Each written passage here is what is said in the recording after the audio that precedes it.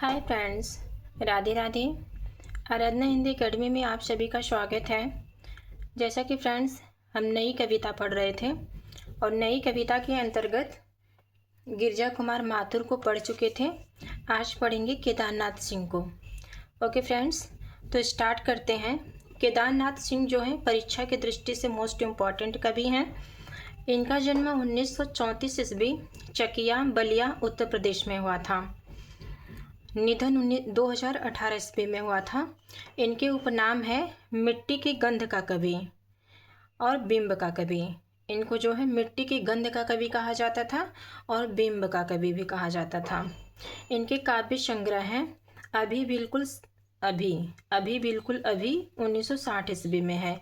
जमीन पक रही है 1980 ईस्वी में है। यहाँ से देखो 1983 ईस्वी में है।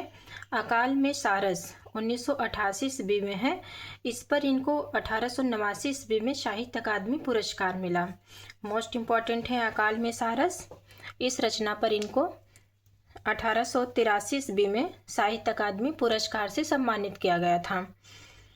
उत्तर कबीर और अन्य कविताएं, इनकी अगली रचना है उत्तर कबीर और अन्य कविताएं 1995 ईस्वी में है। बाघ 1996 ईस्वी में है। यह जो है लंबी कविता है, इसमें 21 खंड हैं। टॉल स्टाई और साइकिल 2005 ईस्वी में है। सृष्टि पर पहरा 2014 ईस्वी में है।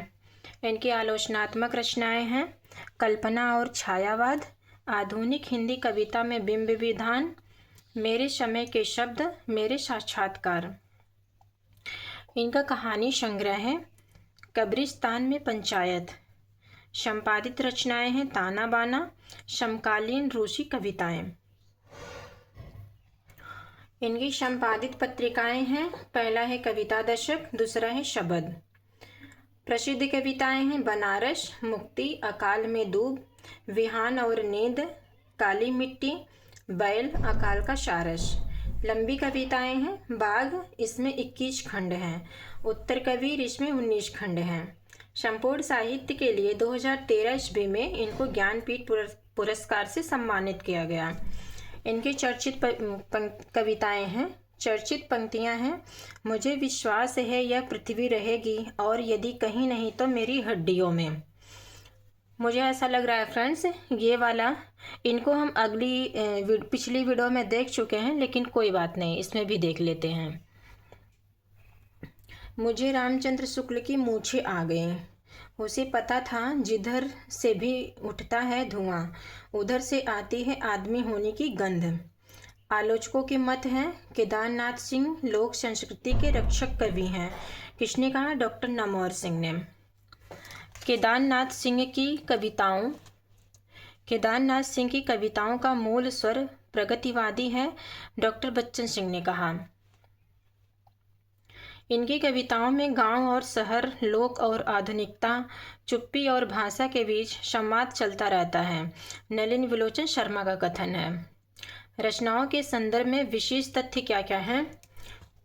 तो बाघ एक मिथकीय रचना है। इनकी बाघ रचना जो है एक मिथकीय रचना है। इस कविता में बाघ प्राकृतिक सत्ता का प्रतीक है। बाघ किसका प्रतीक है? प्राकृतिक सत्ता का प्रतीक है। बाघ के विभिन्न रूपों के माध्यम से कवि ने मानव एवं प्रकृति के संबंधों का चित्रण किया है। अकाल में सारस के माध्यम से शोषित वर्ग के प्रति सहानुभूति एवं मिट्टी से जुड़ाव तथा प्राचीन मूल्यों के महत्व का चित्रण किया गया है। अगले कवि हैं दुष्यंत कुमार। दुष्यंत कुमार का जन्म 1933 ईस्वी राजापुर, नवादा, बिजनौर, उत्तर प्रदेश में हुआ था। निधन 1975 ईस्वी में हुआ था। इनका मूल नाम है दुष्यंत नारायण। इनके उपनाम हैं परदेशी, अनुरागी, गजल सम्राट। इनके काव्य संग्रह हैं सूर्य का स्वागत 1957 ईस्वी में है। सूर्य का स्वागत कब है? 1957 ईस्वी में। आवाज़ों के घेरे 1963 ईस्वी में है। जलते हुए वन का वसंत 1963 ईस्वी में है। साय में धूप 1975 ईस्वी में। ये जो है गजल संग्रह है, साय में धूप जो है। इनका नाटक है एक कंठ विस्पाई 1963 ईस्वी में है। यह गीत नाट्य है। अगला नाटक है मसीहा मर गया, 1966 ईस्वी में है। इनका एकांकी संग्रह है मन के कोड।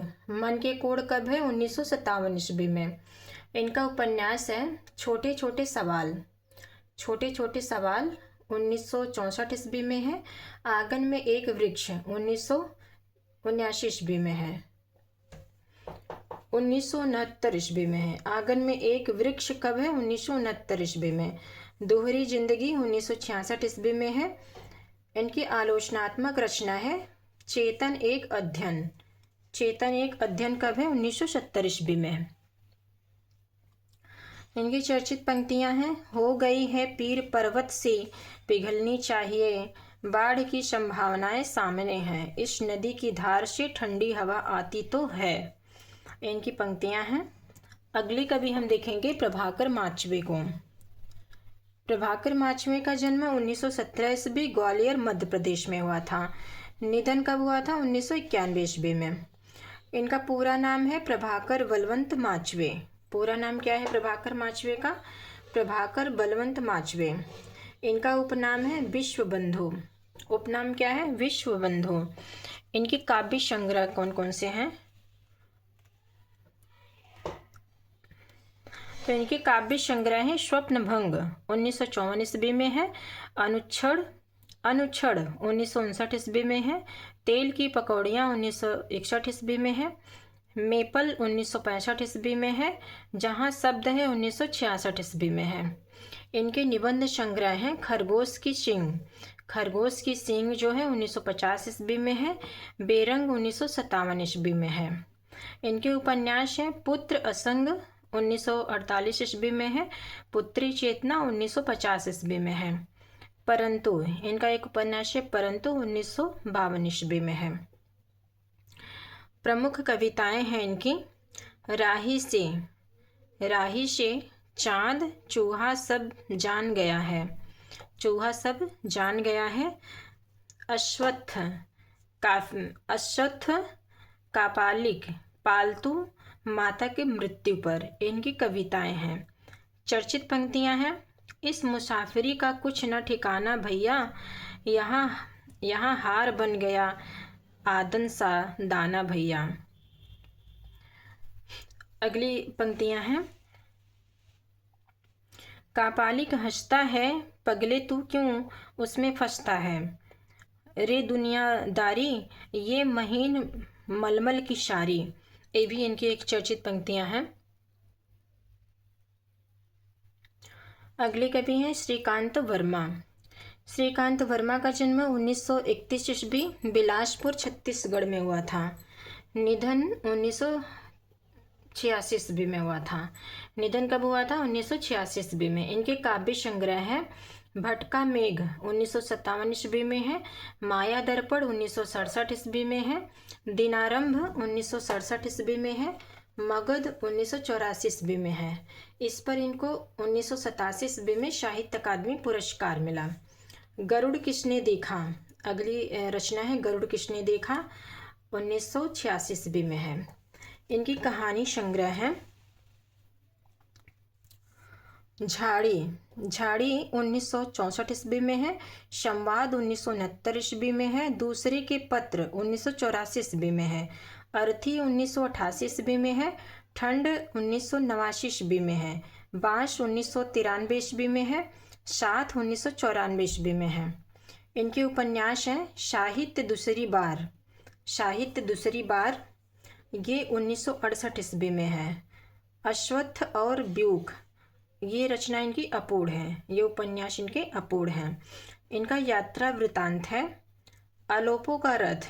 एक ही यात्रा वृतांत है आलोपों का रथ। आलोचनात्मक रचनाएं कौन कौन सी हैं ये भी देख लेते हैं फ्रेंड्स। तो इनकी आलोचनात्मक रचना है जिरह मतलब बहस होता है। वार्ता आलोचनात्मक रचना जिरह है और वार्ता साहित्य जो है 20वीं शताब्दी के अंधेरे में। वार्ता साहित्य क्या है? 20वीं शताब्दी के अंधेरे में। इनकी संपादित पत्रिकाएं हैं नई दिशा, कीर्ति, भारती, श्रमिक। महत्वपूर्ण पंक्तियां हैं बच्चे नहीं चलते, चलते हैं प्रश्न चिन्ह। मोस्ट इम्पॉर्टेंट पंक्तियाँ हैं। बच्चे नहीं चलते, चलते हैं प्रश्न चिन्ह।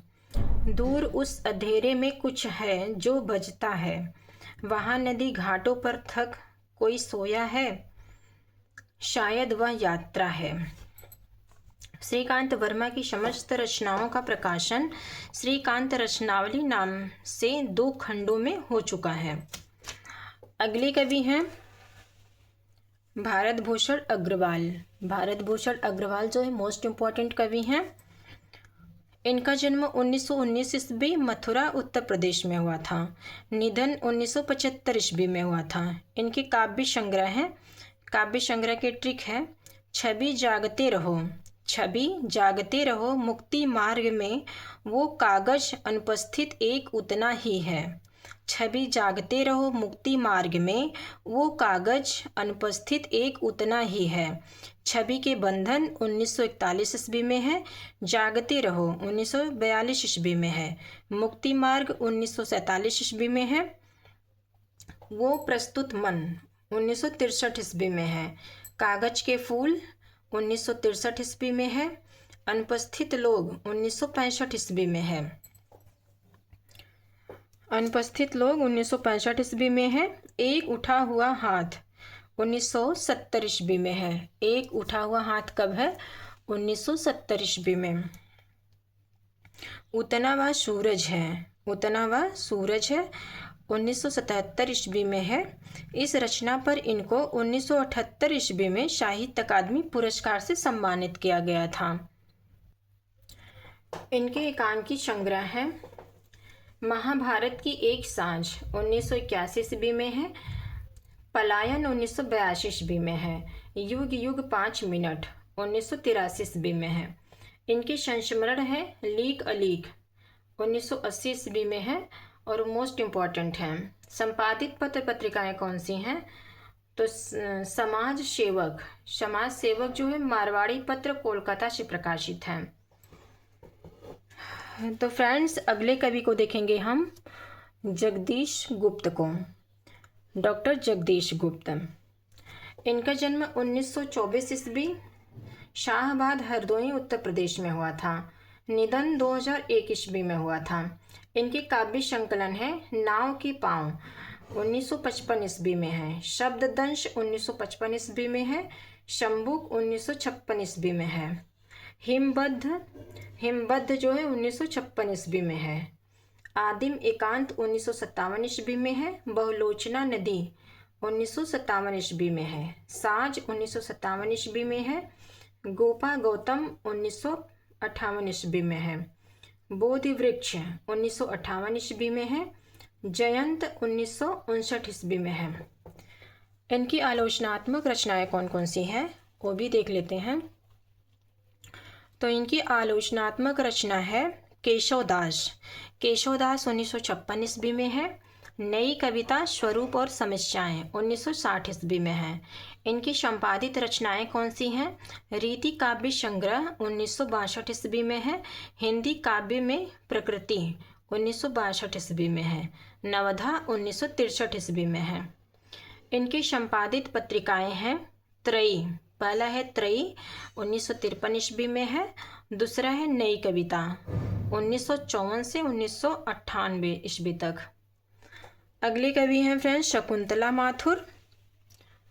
शकुंतला माथुर इनका काव्य संग्रह है। कोई बहुत ज़्यादा मोस्ट इम्पॉर्टेंट नहीं है परीक्षा की दृष्टि से, फिर भी देख लेते हैं। क्वेश्चन कहीं से भी बन सकता है और सबको पढ़ना जरूरी है, बहुत डीपली पढ़ना जरूरी है। काव्य संग्रह है चांदनी चूनर 1961 ईस्वी में है। अभी भी कुछ 1960 ईस्वी में है। लहर नहीं टूटेगी 1990 ईस्वी में है। द्वितीय शतक में शामिल रचनाकार हैं। शकुंतला माथुर जो हैं ये द्वितीय शतक में शामिल कवि हैं। कीर्ति बाला सिन्हा, कीर्ति बाला सिन्हा या कीर्ति चौधरी। इनका जन्म 1934 ईस्वी नईमपुर उन्नाव उत्तर प्रदेश में हुआ था। इनका निधन जो है अभी नहीं हुआ है। ये जो है तृतीय शतक की कवित्री हैं। कीर्ति चौधरी जो हैं तृतीय शतक की कवित्री हैं। इनके काव्य संग्रह हैं कविताएं 1962 ईस्वी में है। खुलते हुए आसमान के नीचे 1988 ईस्वी में है। कीर्ति चौधरी की कविताएं 1992 ईस्वी में है। इनके कहानी संग्रह हैं कीर्ति चौधरी की कहानियां 1987 ईस्वी में है। अगले कवि हैं नेमी चंद जैन। इनका जन्म 1918 ईस्वी आगरा में हुआ था। इनके काव्य संग्रह हैं अचानक हम फिर, एकांत।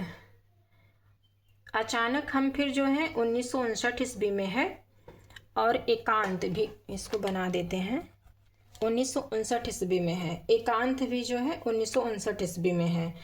आलोचनात्मक रचनाएं हैं अधूरे साक्षात्कार, रंग दर्शन, बदलते परिपेक्ष, भारतीय नाट्य परंपरा। इनकी संपादित रचनाएं हैं मुक्तिबोध रचनावली 1965 ईस्वी में है। मोहन राकेश के संपूर्ण नाटक 1972 ईस्वी में है। तो फ्रेंड्स, आज नई कविता समाप्त हुआ और आगे हम अगली वीडियो में पढ़ेंगे शाठोत्तरी कविता को। ओके फ्रेंड्स, और मेरे वीडियो में ऐसे ही बने रहिए, खूब सारा प्यार दीजिए आप लोग। कमेंट में आप लोग ज़रूर बताना कि किस टॉपिक पर आप लोग वीडियो चाहते हैं, तो मैं प्रयास करूँगी वैसी उसी टॉपिक पर वीडियो लाने का। तो आज के लिए इतना ही फ्रेंड्स, राधे राधे, मिलते हैं नेक्स्ट वीडियो में।